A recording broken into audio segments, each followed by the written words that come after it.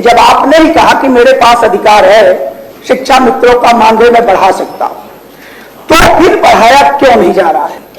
धनराशि दी जाती है संविदा के आधार पे, इसको बढ़ाने का अभी कोई विचार सरकार के समक्ष नहीं है। उत्तर प्रदेश के शिक्षा मित्र जहां अपने मानदेय बढ़ोतरी को लेकर काफी ज्यादा उत्साह में दिखाई दे रहे थे और कहा जा रहा था कि जब बजट सत्र होगा तब मानदेय बढ़ोतरी को लेकर आदेश होगा, और देखने को मिला कि जब बजट सत्र हुआ तो उस दौरान काफी ज्यादा हंगामा हुआ सदन के अंदर। देखने को मिला कि विपक्ष ने शिक्षा मित्रों की आवाज को उठाया, उनकी आवाज को जोरों शोरों से रखा, उनकी मांगों को, उनके मानदेय को लेकर सरकार से सवाल भी खड़े किए, जिस पर जो शिक्षा मंत्री संदीप सिंह है उनका ये कहना था कि जो उनकी सरकार थी उसमें इन शिक्षा मित्रों का मानदेय 3500 से बढ़ाकर 10,000 कर दिया गया था, और अब इस 10,000 की जो व्यवस्था है उसको सुचारू रूप से किया जा रहा है और इस पर अभी फिलहाल कोई विचार नहीं किया जा रहा है, जिसके बाद शिक्षा मित्रों के बीच में काफी ज्यादा निराशा देखने को मिल रही है और शिक्षा मित्र काफी ज्यादा हताश नजर आ रहे हैं। सरकार का ये मानना है कि मानदेय जो शिक्षा मित्रों को मिल रहा है वो बिल्कुल ठीक है, वहीं दूसरी तरफ जब शिक्षा मित्र सरकार से मिलने जाते तब ये उनसे कहा जाता है कि इस विषय में बातचीत की जा रही, बहुत जल्दी शिक्षा मित्रों के मानदेय में बढ़ोतरी की जाएगी। फिलहाल सदन में क्या कुछ हुआ है आप भी देखिए।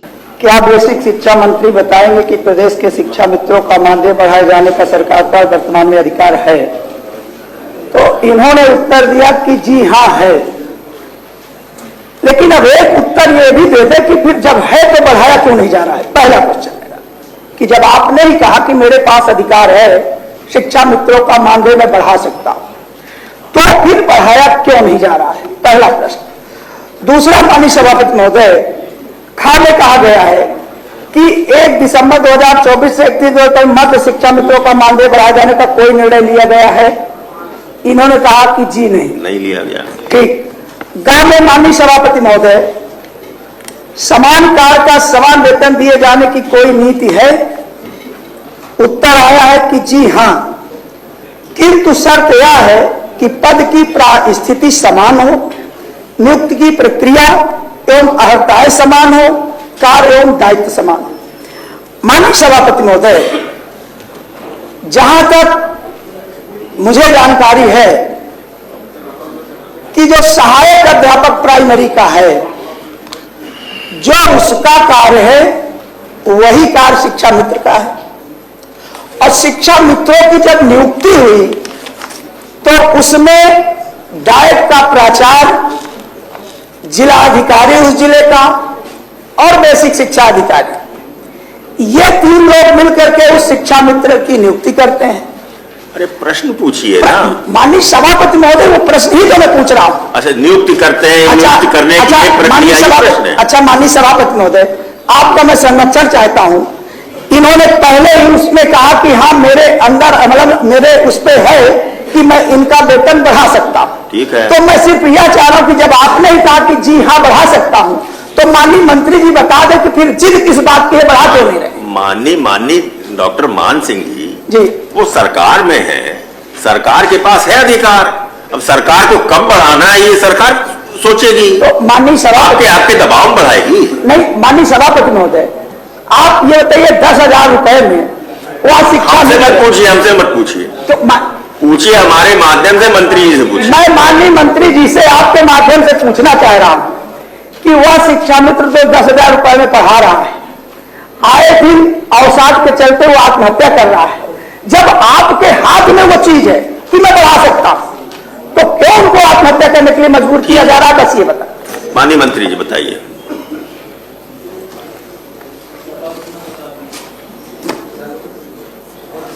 माननीय सभापति जी,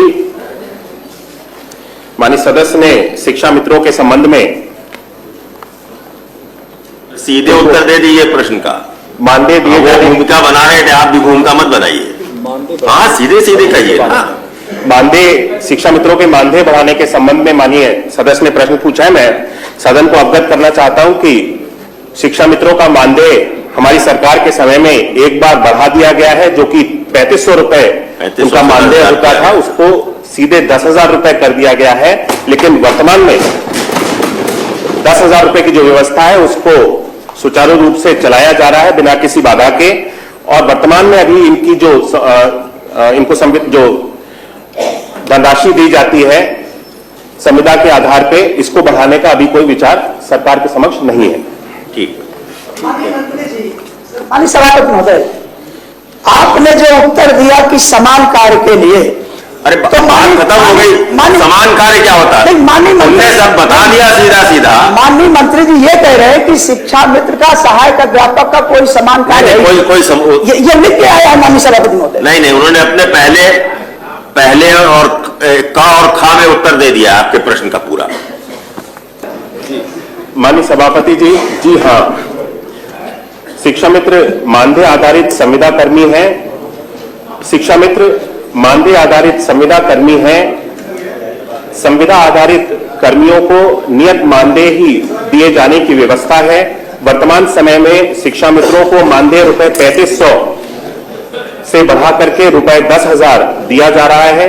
ईपीएफ योजना का क्रियान्वयन ऐसी संस्थाओं में किया जाता है जहां न्यूनतम 20 कर्मचारी कार्यरत हैं। शिक्षा मित्रों का चयन ग्राम पंचायत स्तर पर परिषदीय विद्यालयों के लिए किया गया है, जिनकी प्रत्येक विद्यालय में स्वीकृति संख्या 2 होने के कारण ईपीएफ योजना लागू किया जाना the employees provident fund and miscellaneous Providence act 1952 में दिए गए प्राविधानुसार अनुमन्य नहीं है, उपरोक्तानुसार।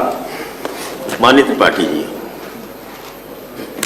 माननीय सभापति जी, ये भी शिक्षा मित्र का ही है। सर, हमारा भी शिक्षा मित्र है। माननीय, तो आप लोग अलग अलग शिक्षा मित्र पर अलग अलग सवाल क्यों देते हो? आप लोग एक ही प्रश्न करो और तीनों लोग उसमें दस्तखत कर नहीं, दो। हम नहीं बताएंगे, ये हमारा दूसरा है। हाँ, यह दूसरा है। यह माननीय संविदा कर्मी में इन्होंने कहा कि हम जो है शिक्षा मित्र को मानते हैं। अभी इसके पहले के उत्तर में माननीय मंत्री जी ने कहा कि अभी सरकार बढ़ाने पर विचार नहीं कर रही। अब यह माननीय मंत्री जी जो सदन में कह रहे हैं वह सही है कि जो आज समाचार पत्रों में निकला है और माननीय मुख्यमंत्री जी ने बजट में व्यवस्था किया है कि संविदा कर्मचारियों को अब हम 20,000 रुपया वेतन देंगे।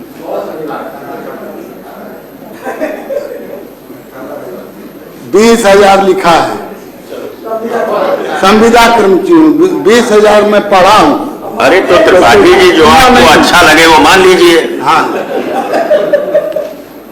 तो ये मैं बधाई देना चाहता हूं माननीय मुख्यमंत्री जी को कि उन्होंने बजट में प्राविधान किया। अब हमारे माननीय मंत्री जी उनके उस बजट के प्राविधान का संज्ञान माननीय मंत्री जी को नहीं है, तो अब हम क्या करें। लेकिन यह मैं कहना चाहता हूं कि